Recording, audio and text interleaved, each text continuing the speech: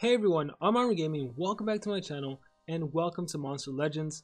We currently have the Japanese Dojo maze going on, and they've introduced 3 new monsters, the epic of which is just pretty amazing in my opinion. The last monster also just wow. And then we have this other monster who is like a tanky nature monster who's not too great, but this last monster just wow. But we'll get into the mini analysis later on.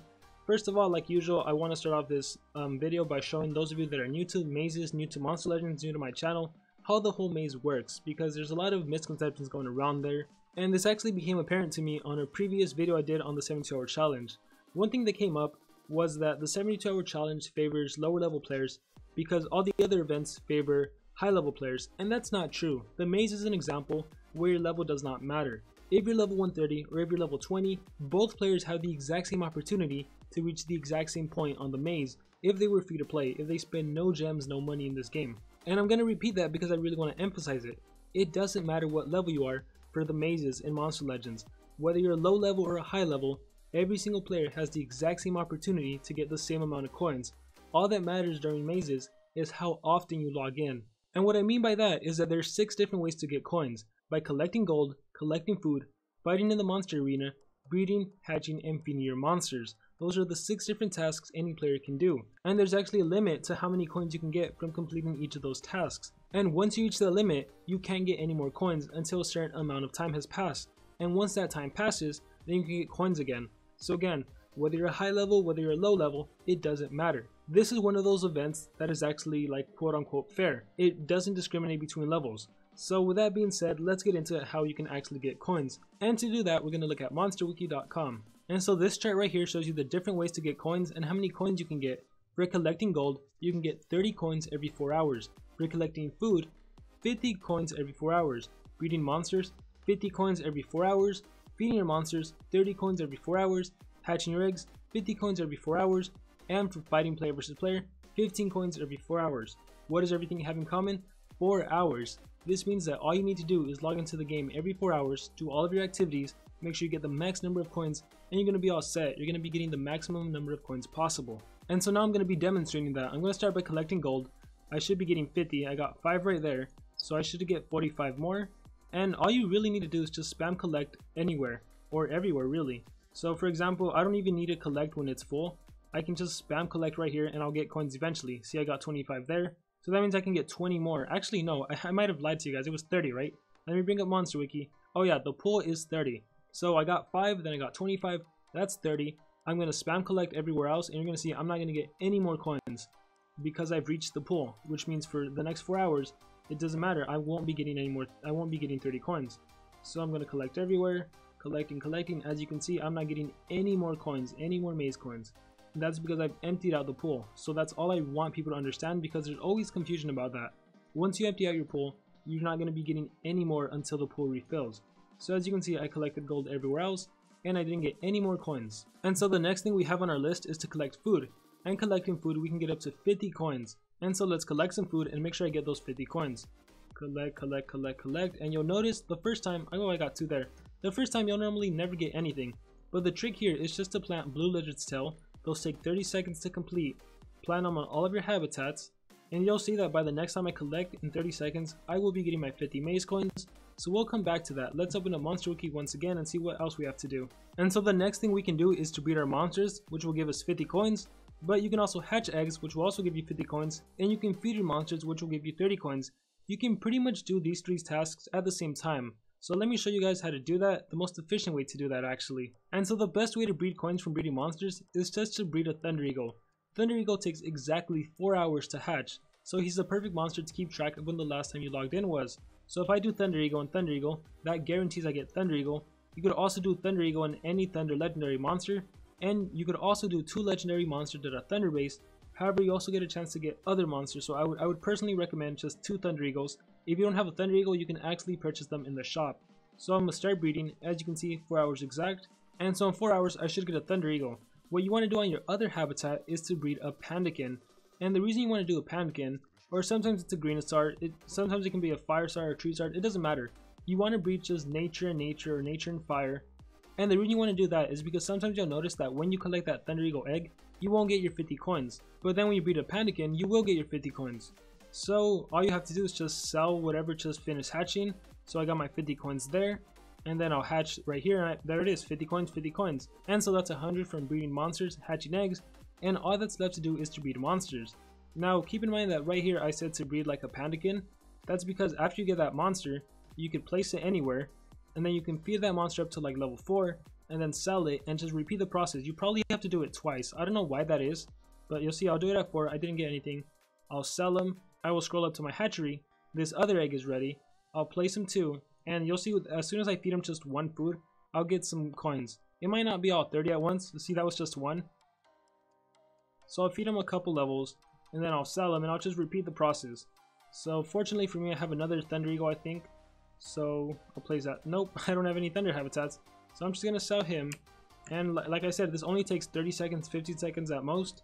And so I'll come back to that. In the meantime, I'm just going to collect food. And keep in mind, I should be getting 50. I think I already got 2, so I should only get 48. And there it is, I got 10. So I'm not getting everything, so I got 10 more. I got 1 more, I think. So repeat all, click here, and I'll press repeat all, and in 30 seconds, I guess that's when I'll try to get everything. I will hatch this Treezard, I'll place him, and I'll feed him. And the reason I'm just feeding him to low levels is just to save my food. Obviously on this account I have 37 million food. Food isn't really something I'm worried about. I could honestly feed him all the way to max level if I wanted to. But for those of you that are newer players, low level players, you probably don't want to just spend your food recklessly. So you should just do it like this. Just feed slowly, it doesn't matter. And just, the important thing is that you get all of your coins. That's all that matters. So let's see, let me do food. I got 13 more right there. And like, it doesn't hurt you to just keep on trying. So I got 7 more right there. So I'm just going to repeat again. And I'm just going to make sure that I am getting all of my maze coins. But that's essentially all you have to do. And then the last thing is to do player versus player. As you can see, I'm not doing player versus player on this account. I'm not even at 4,000 trophies. I'm at 3,895. And if I go into player versus player, the reason I'm not battling anyone is because they're kind of difficult to beat. I mean, in this case, it's not that bad. 115s, 120s, I could probably take them out. But I guarantee you, as soon as I win a couple matches, everyone else is going to have 130 monsters and like level 10 runes. And so there's really no incentive for me to play player versus player anymore. Considering they took out the refresh button, the player versus player is just lousy in my opinion. So that is the one thing that's kind of unfair to lower level players.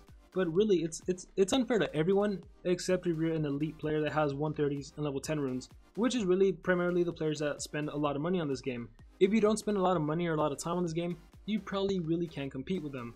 I'm not saying it's impossible. You could always go to your battle log, you can go to defense and just battle someone from defense. For example, if I look at this player's profile, he has only 100 monsters, so I can easily beat him. If I scroll down, let's see, this guy only has a 115 and 100, so I can easily beat these two guys. So I'm not saying it's impossible. You should definitely try. If you're doing player versus player, try to take revenge as much as possible. Look for opponents that you can beat. I know it may be difficult, but just try. And yeah, that's going to be it as much as how to actually play the maze. Now let's get into a mini analysis of the new monsters. And so the first monster we're going to be taking a look at is Quarry. She's the epic monster available. Look at that power, 2940. Look at that speed, 2900. These are pretty good stats for an epic monster. Let's take a look at what her stats would be if she was level 100. Her power would be 3234. Her speed, 3190. Her life, 24731. So stats wise, compared to some level 100 legendary monsters, her stats are on the lower end. Her trait is immune to stun. She's in the female as well as the good legions book. And let's take a look at her skills really quickly. Her ultimate attack deals 65 damage to a single enemy monster and it grants her 1 extra churn. Forbidden Haiku has a 50% chance of applying bleeding and sunburn to one enemy. And 40 damage, nothing. Oh, right here. Renzoku Wada applies bleeding, sunburn, gives 1 extra churn to itself, requires cooldown. So with this monster you can apply bleeding and sunburn. So together that's minus 25% of a monster's HP. Their accuracy is minus 15% and their power output is reduced by 20%. And you get an extra churn. I love this skill, it's great. It has a 3 churn cooldown, but a low stamina cost of 13. Fear No Dark gives 1 extra churn to itself, applies immunity to possession and dark protection to itself, and you get increased accuracy. So you can't be possessed, increased accuracy, extra churn, dark protection. I believe that's either you take no damage from dark attacks, or that's probably not what it does. It's probably you take 50% less damage from dark attacks. Be Water, you get an extra churn, you get water protection, immunity to freeze, and damage boost. So keep in mind this monster already comes immune to stun, If you want her to, she can also be immune to freeze for when the situation calls for it, or she can be immune to possession when the situation calls for it. Both of these skills, they have a 3-turn cooldown and they cost 26 stamina. So it's a pretty high cooldown, and this is significant because even from skills group 1, that was a 3-turn cooldown. So let's move on. Her next attack deals heavy thunder damage to one enemy, gives 1 extra turn to itself. So 45 damage, low stamina cost right here, 16, but a 4-turn cooldown, and you get an extra turn. So even if you were to run these 4 extra turn skills, what would you really do? Like maybe this skill first, and then this skill, then this skill, then this skill, then you can use this skill again, but you only have 1 attack. This is soft skill, a single enemy skill that deals no damage. So I don't think this is the kind of monster. I was seeing there was like a huge debate in the comments about running a stamina rune. I don't think this is the monster you want to run stamina runes on. There's really no reason to, because really even with stamina runes she wouldn't do much. She can give herself increased accuracy, she can give herself extra damage, but her only damaging skills are 45 damage, and her other damaging skill is a DOT. So if you could apply this to every single enemy monster, then it would be good, but I don't know, I'm not seeing stamina rune on this monster. We have Star Killer, 65 damage, no cooldown, that's amazing. Whale Hunter, 60 damage, no cooldown, 26 stamina cost. Star Killer also 26. Star Killer does sunburn while Whale Hunter does bleeding. So keep in mind I said she has a high power. She can be an attacker epic monster. Considering the new change to possession, like having these extra skills, these extra turn skills, this kind of counters that. So if it's ever an epic wars where there's an epic monster that can possess, she might be a good monster to bring on offense if you're outsped. But anyhow, moving over to the final skill, Deadly Haiku. Deals moderate light damage to all enemies, applies sunburn and bleeding to all enemies. She has an AoE sunburn and bleeding. What the heck? The description says it's an AoE. Right here it says single enemy. I'm hoping it's an AoE. It's kind of hard to believe because even the epic isn't that great in my opinion.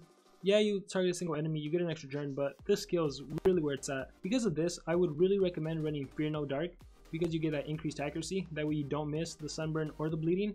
You could obviously also run Fear No Dark and be water. That way you deal a little more damage, while also being protected against freeze, being protected against possession, having dark protection and water protection. But yeah, sunburn bleeding AoE, that is phenomenal. 45 damage extra turn if you want to deal an extra bit of damage.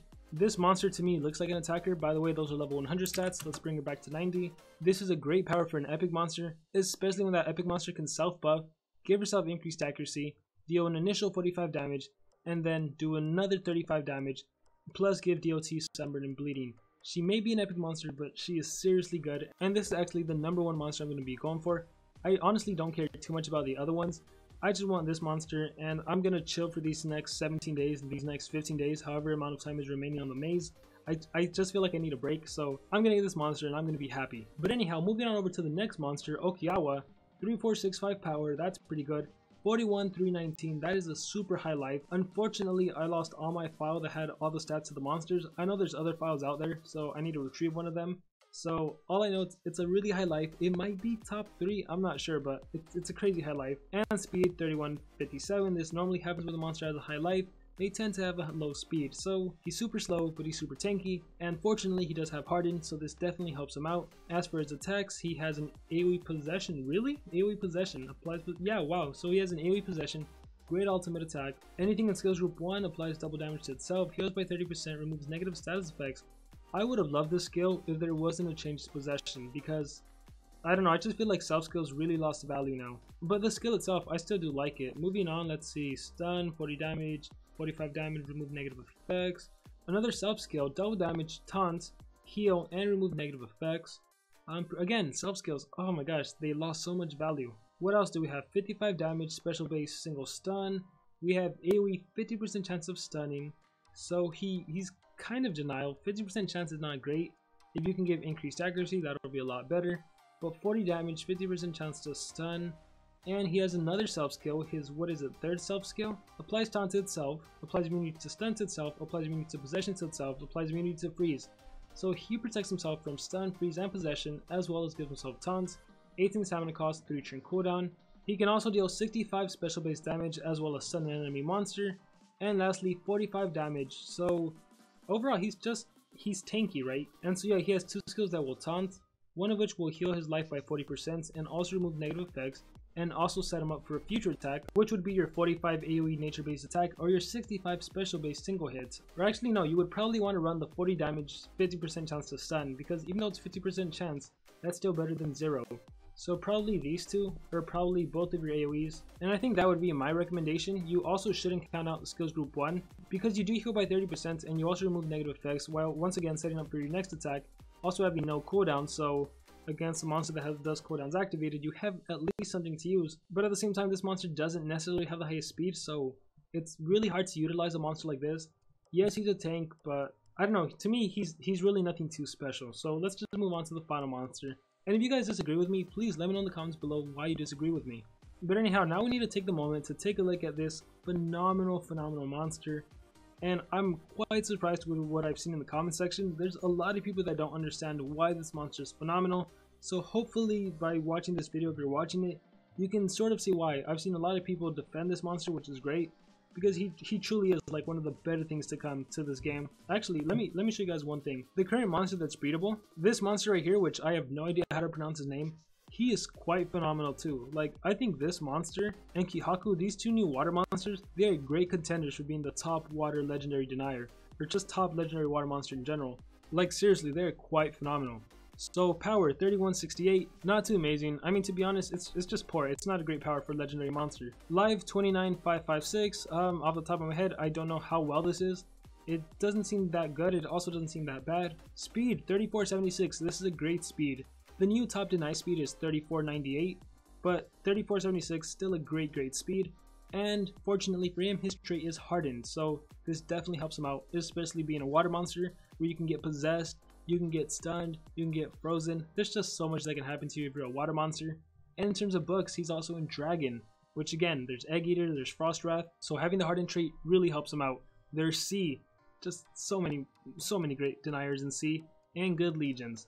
So let's move on to his skills. Shihan deals massive water damage to all enemies, applies stun to all enemies, so an AoE stun for the ultimate attack. And let's see what else we have. 40 damage, stamina leak, nope. Right here, 50% chance of applying possession and freeze to all enemies. 50% chance of applying possession and freeze to all enemies. This is what everyone's getting worked up around. They think that possession and freeze together is a bad thing. No, it's not a bad thing. It's an amazing thing. Because when you try to possess a monster, the monster might be immune to possession. When you try to freeze a monster, the monster might be immune to freeze. In a team of 3 against 3, the enemy can put a defensive team where the monster has the mountain trait, another monster has immunity to freeze, another monster has immunity to possession. So even if you do an AoE denial skill, you can't deny everyone just because of the traits they have. But now that you have possession and freeze, it's perfect, it's the best thing. More importantly, if a monster has tough, there's a 35% chance an effect doesn't work against them. If a monster has bulwark, it's a 50% chance.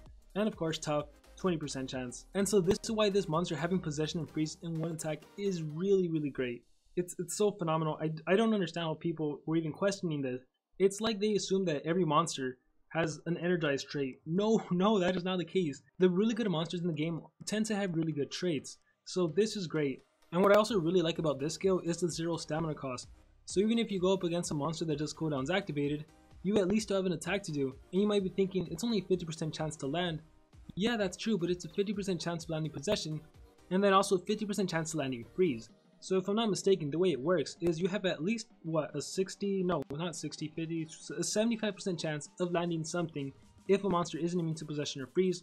Now of course that percentage is lowered if they have tough, hardened, or bulwark, but again, this is just 50% chance. Okay, this is skills group 1. This is skills group 1, so later on he has another version that is 100% chance, but I would still recommend running this. I hate the high stamina cost. He does have extremely high stamina cost, but definitely run this from skills group 1. Freeze now says negative 15%. I don't know if this is the case. I don't know if it's a change. It used to be minus 2%, so I don't know if it's something going wrong on wiki, but I need to check that out later. But what was that skill? Katsu Jinkin, just a great skill. And then moving on over to skills group 2, stamina removal 25%. Right here we have it again. This one deals damage, 30 damage, again high stamina cost 48, but a 1-turn cooldown, so this skill is almost spammable. And once again, 50% chance of applying possession and freeze to all enemies. I would recommend running Jayuwaza and Katsu Jinkin.